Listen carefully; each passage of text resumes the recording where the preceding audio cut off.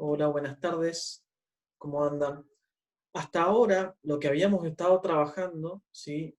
Era la relación que se daba entre los lados de un triángulo rectángulo. Vimos el teorema de Pitágoras, el cual nos relacionaba los catetos con la hipotenusa. Vimos que era una relación de superficies, de los cuadrados que me conformaban tanto la hipotenusa como los catetos. Vamos a llamarle hipotenusa. A este cateto le vamos a llamar A y a este cateto le vamos a llamar B. No, me quedó como un 8. A este cateto le vamos a llamar B. Lo que van a introducir ahora las razones trigonométricas, ¿sí? No es solamente la relación entre los lados de un triángulo rectángulo, sino que también vamos a introducir los ángulos. Hasta ahora dijimos que habíamos visto a Pitágoras, en donde decíamos que la hipotenusa al cuadrado era igual a la suma de los cuadrados de los catetos.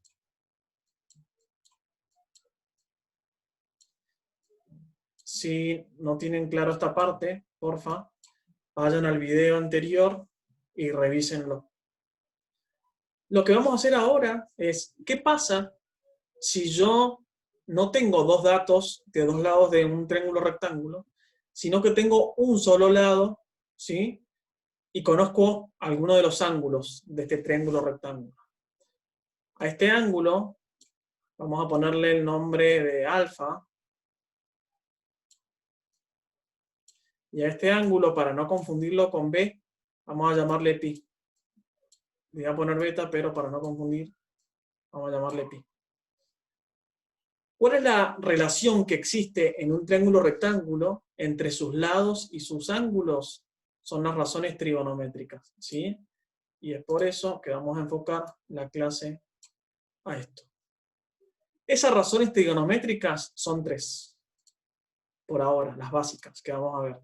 El seno, que me relaciona el cateto opuesto y la hipotenusa de un ángulo.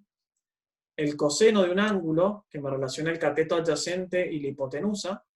Y la tangente de un ángulo, que me relaciona el cateto opuesto del cateto adyacente, o sea, la relación entre catetos. Muy importante esto.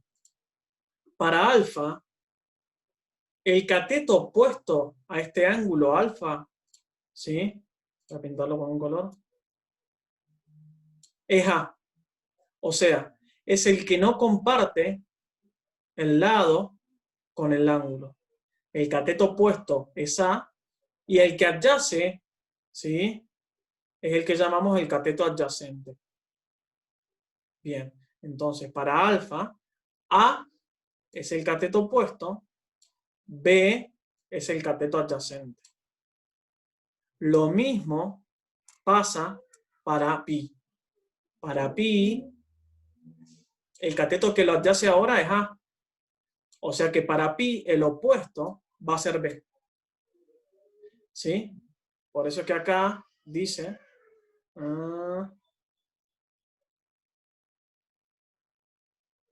el cateto opuesto es determinado, es el que se encuentra enfrente de él. Bueno, el que se encuentra enfrente de pi es B, y el que se encuentra enfrente de alfa es A. Perfecto. Algo importante también a tener en cuenta y para analizar. Como habíamos dicho que la hipotenusa siempre era más grande que cualquiera de los catetos, o sea, la hipotenusa es mayor que A, y la hipotenusa también es mayor que B, entonces podemos hacer este análisis. Si el número que está acá abajo, ¿sí? El que estamos llamando hipotenusa, es un número que es más grande que el que está arriba, que el cateto opuesto, pero la hipotenusa nunca era igual que un cateto, si se acuerdan de lo que vimos en el apunte anterior. Acá podemos decir que este número, o sea, el seno de alfa,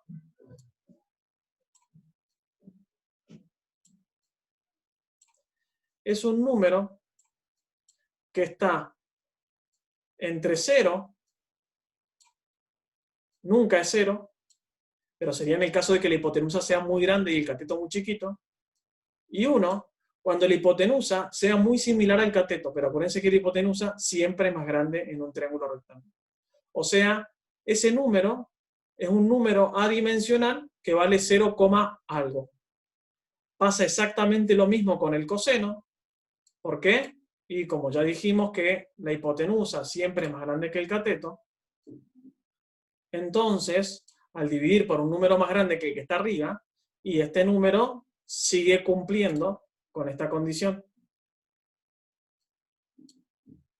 que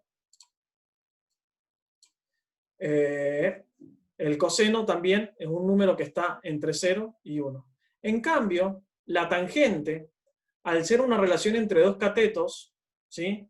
Los catetos puede ser o más grande el que está arriba en el numerador o el que está abajo en el denominador.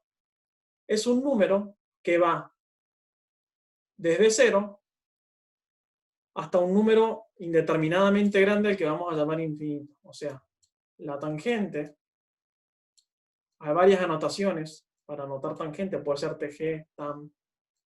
Es un número que está entre 0 y un número indeterminadamente grande al que vamos a llamar infinito, que sería el caso 0 cuando el que está abajo sea mucho más grande que el cateto opuesto. Infinito sería en el caso en el que el número que está abajo es muchísimo más chiquitito que el número que el que está arriba. Bien, visto esto, vamos a la parte práctica.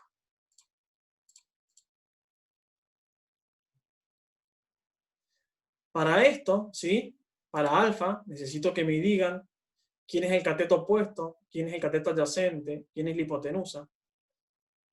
Acá lo único que pretendo es que me planteen las razones trigonométricas. A ver, si dijimos que el seno era cateto opuesto sobre hipotenusa, bueno, reemplacemos quién es el cateto opuesto, quién es la hipotenusa, y determinemos el valor de ese número. Acá, igual, necesito que reemplacen. Una vez que lleguemos a esto, vamos a pasar a la parte de qué significa ese número. Bueno, perfecto. Voy acá al costado. Voy a decir lo siguiente.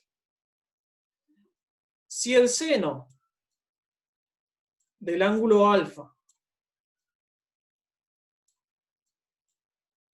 me quedó, por ejemplo, 0,35, para calcular ese alfa, como el seno de alfa es el arco que vale 0,35, la amplitud de ese ángulo alfa es el arco cuyo seno vale 0,35 en la circunferencia trigonométrica. Para eso, en la calculadora, ¿sí? Vamos a apretar Shift, seno, van a ver que en la pantalla les aparece seno a la menos 1 de 0,35, y ese resultado vamos a apretar la tecla de grados, minutos y segundos. Y van a ver que alfa, al ser la amplitud de un ángulo en el sistema sexagesimal, nos va a quedar 20 grados, 29 minutos, 14 segundos. Fíjense que acá está bien explicado. Digo, Shift, el seno, y una vez que nos dé el resultado, apretamos esta tecla y nos queda en grados, minutos y segundos. Bien, lo que pretendo por ahora en esta guía es que hagan eso. Por ahora. ¿Estamos? Bien.